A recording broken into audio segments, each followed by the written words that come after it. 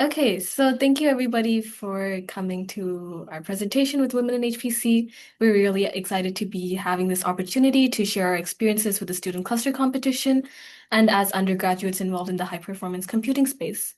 So to give a brief introduction about myself and the two people that are with me today, my name is Gari, and I was the captain of the Student Cluster Competition team for 2025 this past November.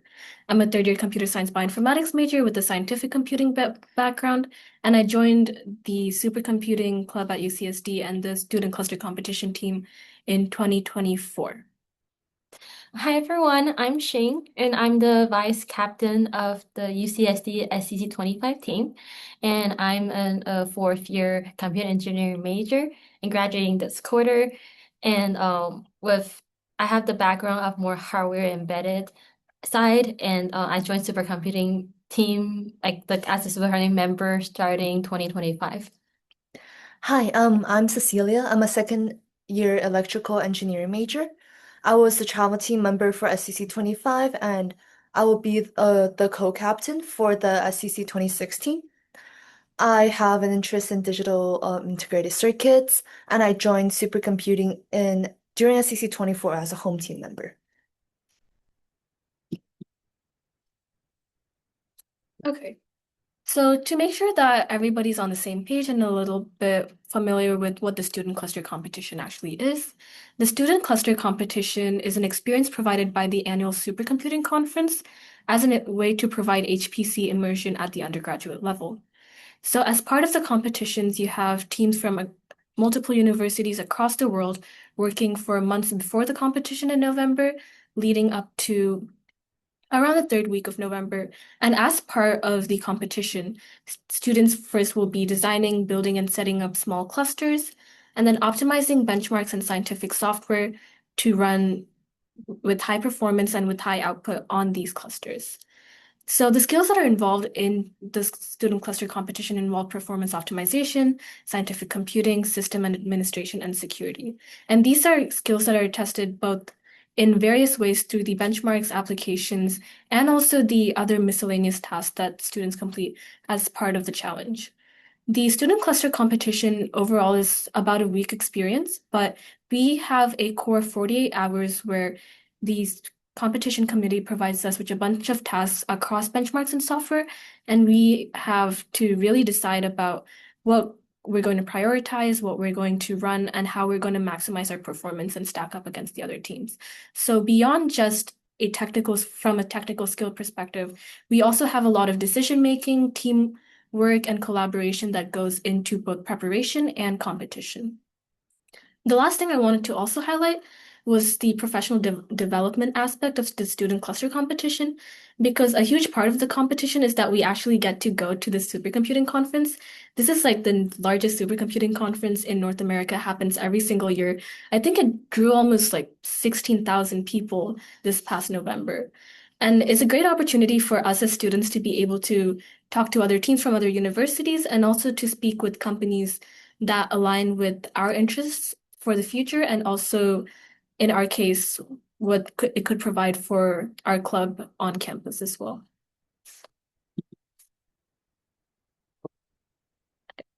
So in terms of the track record of UCSD's involvement in the student cluster competition, we've been participating for the last 6 years. We first started competing in 2020, and immediately we've been one of the highest performing teams in the US and overall. We've been first in the US for the past 5 years and have consistently been in the top 3 to 5 of teams internationally. Beyond just the straight numbers, though, we also have had a lot of impact as a team because of the work that teams in previous years have done for optimizing ML inference and also the reproducibility initiative that happens as part of the competition. Our work during the competition has been included in journals like IEEE and ACM Print. The UCSD team is mentored by Dr. Mary Thomas from SDSC, and Professor Brian Chin from the CSE department at UCSD. We have a huge support network that allows us to be able to compete these past 6 years. We get extensive, immense support from the San Diego Supercomputing Center in terms of funding, mentorship, and club support. We wouldn't be here without SDSC. It's truly because of them that we're able to coordinate this effort and consistently keep sending teams to the competition every year, more so teams that are well prepared and ready to take on the competition. Additionally, in the past year, we've focused a lot on vendor outreach, industry outreach, and this involves seeking vendors for mentorship, hardware support, financial support. So this has been a big initiative for our past year, and this is also part of the reason why we came to connect with Women in HPC as an organization, and part of why we're able to stand here and give this presentation, spread our initiative today. Right. So the SCC team operates under the UCSD Supercomputing Club, and we are a subcommunity of UCSD IEEE chapter. And in the past years, we've had a growing presence across campus. So throughout the year, even when SCC is not active, we will have ongoing club projects. The club is in SDSC, and SDSC very generously gives us space and also a lot of spare hardware. So since supercomputing is a very niche field and it has a really high barrier of entry, and especially because of the costly machines, our club is very lucky to have a lot of these machines locally, and we can run a lot of testing and do a lot of projects. So our projects aim to introduce new members, not just computing related majors, but also just what the UCSD student population to supercomputing and gave them the basic skills. We also host a single board cluster competition, which is modeled after the student cluster competition. But using single board computers allows more access since they're much cheaper than the costly machines. And we connect with teams while we go to SCC, and we invite them to join the single board cluster competition. This is an entirely remote effort, and last year we were able to host 12 teams across four continents. Lastly, we have our SCC team, which is our flagship event, and we'll talk about that in the coming slides. As Gary talked about, we've been a long way until we are able to join the competition. So most teams who join SCC, they are more faculty, lead faculty organized from sponsor to hardware development, mostly developed and prepared by the faculty. And in contrast, our UCSD team is actually purely student motivated. So we do get support from faculty, but most organizational work come from students and ourselves. So starting from March to June, we will have team formation and accepting application. And from May to July, that's when the hardware selection and planning go through. And that is also when we start reaching to sponsor, emailing, and then getting the relationships with the sponsor. And from June to August, that's when the summer training come out. That's when we know that we got accepted into SEC competition. And then when the app is released, and then all the teams are able to come together and to start testing and getting knowledge on the application. And from September to November, that's the nervous moment right before the competition when we actually got the hardware in SDSC setup, and then be able to run the benchmark application on the actual hardware. And that's when things start coming up, some GPU failure, some package inconsistent, some all these scary, nervous things come out, and that's the scariest moment we have been through. And then last but not least, the actual SCC 25 competition, and is at November. To give a little bit more idea of what the constraints look like for SCC 25 this year, I realize that we've been talking a lot about these benchmarks and applications, but to give a broader perspective on what those benchmarks and applications are. We always have some kind of linear algebra performance benchmarks. These are standard in the HPC environment. These are benchmarks that companies run to evaluate their systems when they actually build them. So this would be things like HPL mixed precision, which evaluate the core computational performance of the cluster that we bring. Beyond that, we also have a machine learning inference benchmark, or well, now this year is going to be a training benchmark, but that kind of assesses our cluster's ability to perform machine learning tasks in correlation with the understanding that machine learning is becoming an increasingly prevalent part of cluster optimization and the role that clusters play in the modern computing environment. And then on the application side, we have a bunch of scientific applications that we run. This year, it was a computer architecture simulation and a climate emulation software. So these benchmarks and applications together make up what our team really prepares for during summer training. And it makes up a lot of also our decision making in terms of like, what kind of hardware do we want? What kind of GPUs, CPUs, how much memory do we want? So throughout this entire process from March to November, as soon as we can, we try to scope out what the competition might look like for us. And that drives a lot of our decision making even in the early stages right now as Cecilia starts planning for SCC 26. Yeah. Right. We wanted to highlight fundraising and sponsorship efforts in this journey because the competition is truly impossible without the support of our sponsors, and we're also very lucky to have a lot of sponsors in the Zoom meeting with us. So first of all, we have hardware sponsors, and something to be noted is that in SC26, between SC26, sorry, 24 and 25, the power limit of the cluster increased dramatically from I think 4.5 kilowatts. 4.5 kilowatts to 10 kilowatts. So our hardware stack just got a lot more expensive and a lot more power intensive. And this is when we truly started increasing and strengthening our relationships with our hardware vendors. So like Gary just said, we will start speccing out the ideal system around this time, and we work with vendors to source our system, and the systems typically arrive September, and then we start troubleshooting with the vendors. And because our cluster is mainly student run, there's a lot of learning to be gained, and we are very, very grateful that our vendors are willing to work with us through troubles with hardware. We also receive a lot of monetary sponsorship, especially due to the recent budget cuts. Monetary sponsorship has become increasingly important, and this pays for us to ship our cluster halfway across the continent and for teams to actually go and compete.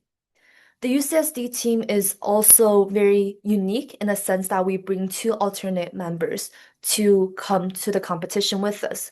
Like Gary mentioned before, the Supercomputing Conference is a very valuable experience for students to learn. And by bringing alternates, we immerse them in this competition environment, and they also help us tremendously in terms of logistics and connecting with other vendors on the show floor. Also, monetary sponsorship pays for a lot of our food. And to highlight something, our alternates have been so since SC24, maybe even earlier, our alternates consistently come and become travel team members in the next SCC cycle. And this brings a lot of experience and knowledge of the competition workflow, especially in a very high stress environment, which allows UCSD team to perform very well. And all of this is possible because of our sponsors. Okay. So we just have a bunch of photos on the slide, and we wanted to really take this time to go over what the student experience was like last year as we prepared for SCC 25 and while we were actually at the competition. So to give a little bit of idea of what those last couple of months before November looked like, we got our hardware in October, the beginning of October. And this was after months of conversation with our hardware sponsors, AMD, Gigabyte, ICC USA, Applied Data Systems, trying to figure out what kind of hardware was available and what we could realistically bring to the competition. So in October, we got our system in-house at SDSC, shipped after our hardware vendors actually put together the cluster.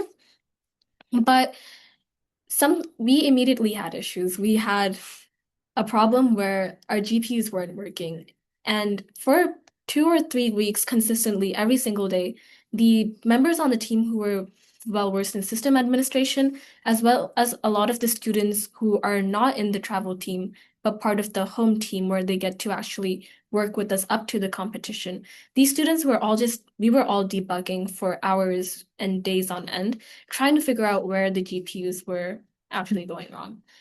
this was actually a really fun experience for us because we also had a lot of support from the vendor side as well. We had representatives from our vendors come down to SDSC and actually help us physically debug the hardware. And through all of that effort, we were able to figure out what was wrong and bringing us to the day before we shipped the cluster, where at almost to midnight, we were putting our physical systems into our rack and loading our rack into the crate, as you can see in the photo. Right. So then we go to the actual competition, and because the competition not only has a power limit, it also has a sound limit so that we don't damage the hearing of other teams around us. Luckily enough, we were placed in the corner, but unluckily that our system was very noisy. And when it was hosted in SDSC, we had no idea how loud it was. The sound limit was 80 decibels, and when we started running HPL at full speed, full strength, we went over 100 decibels.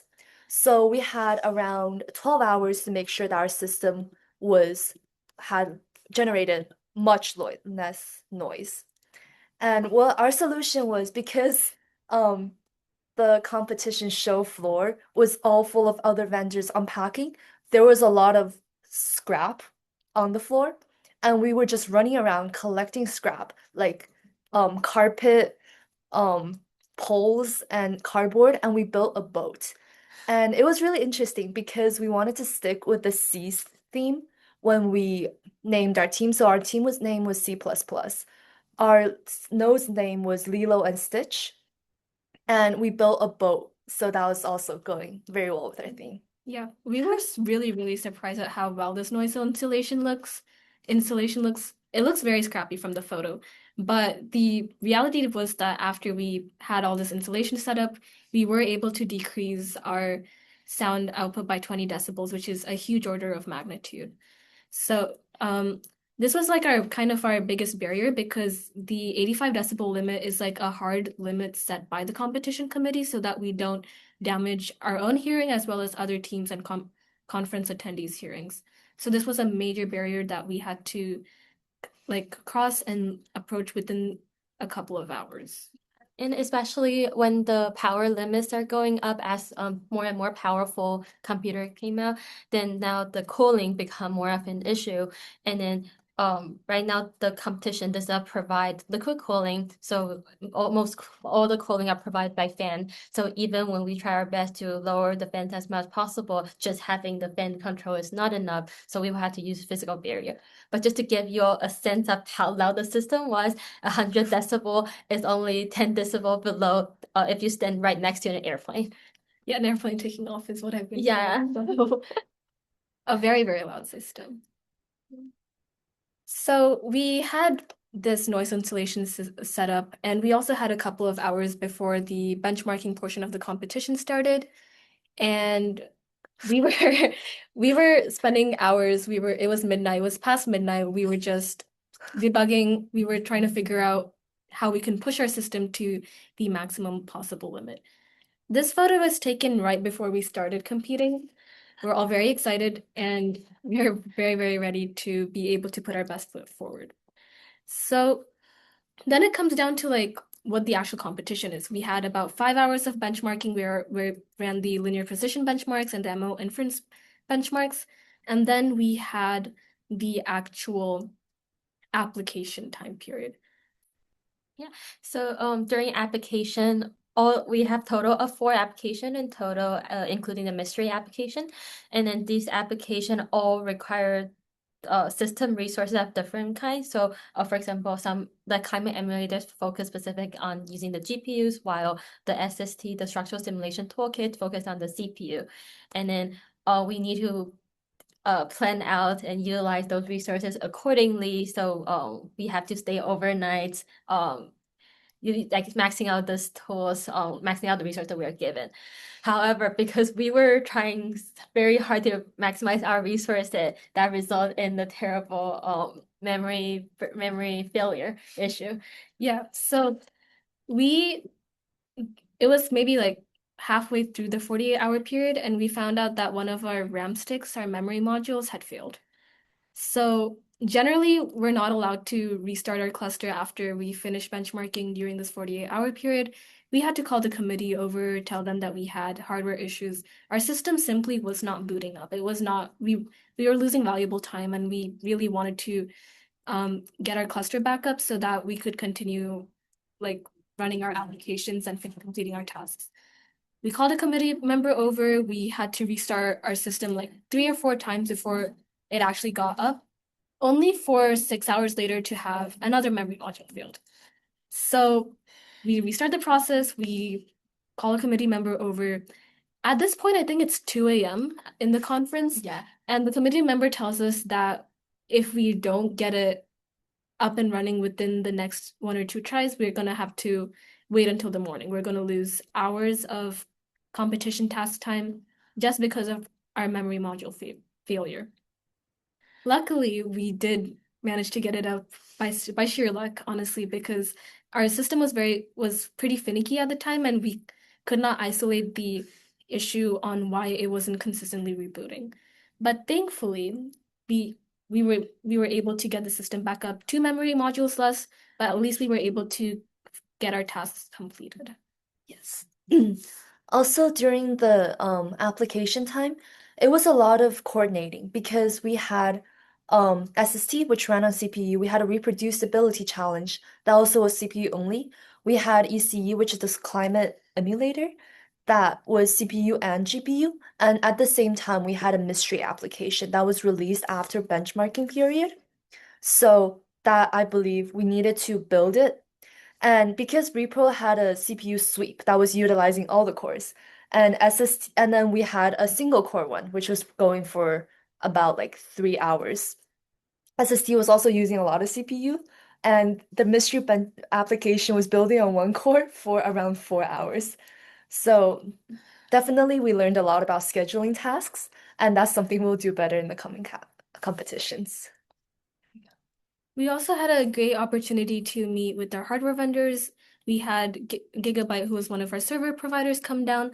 They helped us a lot with like trying to figure out the sound issues before the competition. They tried to help us source more memory modules when our memory modules failed. And we overall had a great time at the show floor interacting with our vendors who were there and really building those connections as well. Yeah. Post competition was when our team really got to be able to experience the conference floor. We had lunches, dinners set up by the competition committee. We got to eat cake. We got to have like group bonding time as a team. For your And birthday? for my birthday. And we also had opportunities to explore the show floor, talk to companies. Cecilia and Shing want to add a little bit more. Yeah, so we were reaching out to different sponsor, talking to them, get allowed to get to know our current system, how we're doing, and then we're also at the shorefront, not just professional development, but to source more sponsor, building more industrial relationship.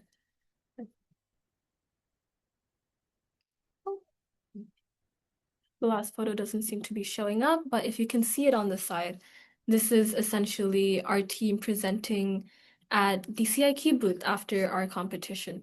CIQ was one of our monetary sponsors this competition, and we were very grateful that they gave us a space to be able to communicate about our experience right after the competition to a wider audience and talk more about our experience, just like we are talking to you guys today. Right. So we wanted to highlight our stories of coming to join this team and competing, especially because of the theme, and then we're presenting for Women in HPC. So personally for me, I came into UCSD with very little STEM knowledge. Actually, before coming to UCSD, my path was very focused on humanities. So coming into the major electrical engineering was very nerve-wracking for me. And I spent my freshman year, or like at least the first few weeks, just scouting all resources on campus and looking at how I can gain more of a background. I walked into the supercomputing meeting by accident, and then it was such a welcoming atmosphere that I ended up staying. At that time, I was also involved in another club, and I was on their electrical team. And out of the 19 members on the electrical team, I was the only woman, and it was a very professional come to the meeting, show up, do the work, learn LCM, and then go environment. And I didn't form a lot of connections. I felt a little bit lost at what I was doing. But first on the supercomputing end, I was really welcomed, and I formed a really close friendship with Gary. And we talked a lot, not just in the preparation work, but also outside. And as someone who had very little computing background, I was older members on the team was very patient and taught me a lot. And I was able to grow into this role of being a travel team member and also leading the team next year. And I think that this kind of connection is very important to especially people who had little background but is really interested in to joining. My story is a little bit different because I joined the supercomputing team in early 2024. I think it was April. I did not know that we had a supercomputing club on campus. I didn't know anything about the the opportunities for undergraduates in this space. I just saw the team application flyer and applied because at the time I was working in a genomics neuroscience lab, and that was my first exposure to running jobs on a cluster and using Slurm job schedulers and things like that. So I saw that as kind of a way to broaden my technical skill set and also get an understanding of the systems underneath the scientific analyses that I was doing. In SCC 24, I was a team member, and as part of SCC 24, I learned a lot about how supercomputing works and kind of overcame that big learning curve of learning the different computer architecture topics and trying to figure out how to optimize the system when I come from a background that's very software oriented and very biology oriented. And I appreciated the exposure that being part of the team in 2024 gave me because it also gave me the opportunity to step up to leadership for the cluster competition team in 2025. And under that experience, I'm really grateful to be able to kind of provide a welcoming environment for the students who are coming into supercomputing, new team members, people who may not feel as comfortable with supercomputing, because I know what it's like to be in that position and how brave people need to be sometimes to be able to explore things that they're not as comfortable in. Yeah. So, thank you, Kari, for my story. I actually know Cecilia from the first day of transferring to UC San Diego, and then she shared with me her great experience in supercomputing, saying how welcoming she was in the club. But during that time, I have no idea about supercomputing, so I kind of put it back in the back of my mind, knowing there's an amazing club, but didn't actually reach out. It's not until I went into my internship and during the internship, what they usually like to do with the intern is to allow the intern to explore possibility for their future product. So specifically, I was in the electrical team for advanced product development, developing the new system of product, and then during that phrase, they were trying to bring in the HPC idea into the new generation product. So I was lucky enough to be also the only woman in the whole team coming in as intern to explore how HPC building cluster will work on the new system. So that's my first exposure to HPC. And after I came back from internship and I talked to Cecilia again and realized that wait, that's exactly what supercomputing is, and that's a field that I'm into and can be something that I can explore. So later on, she invited me to join the SBCC single board cluster competition that UCSD hosts ourselves and invite different schools to it, and that's my first exposure to explore into HPC competition field.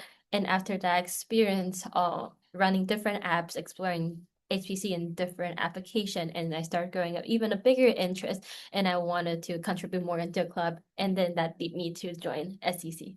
Yep. We think it was I think it's kind of really important because the kind of line that connects all of our stories is that we were able to find a sense of community. And I think that's something that SCC doesn't show on paper as a benefit, but is something that's really, really important to our development as students and also as professionals who are going to be entering the workforce or going on to graduate studies after undergraduate. studies, because even as part of the club or as part of the team, or even at these supercomputing conference while we're competing, we had the opportunity to connect with other students, other universities, and really build the connection as like not only as women in the HPC field, but also as students in the HPC field.